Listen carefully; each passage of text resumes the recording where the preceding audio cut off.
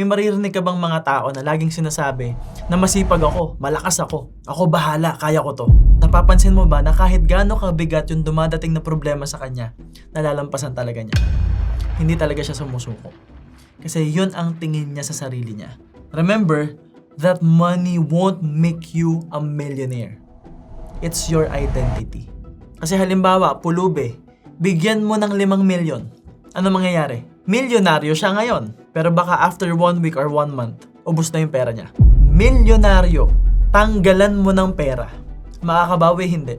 Makakabawi. It's because it's not the money, it's the identity. So the bigger question now is how do we build a new identity or a new self-image?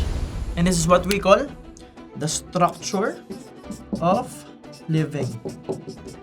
It's more on designing your life.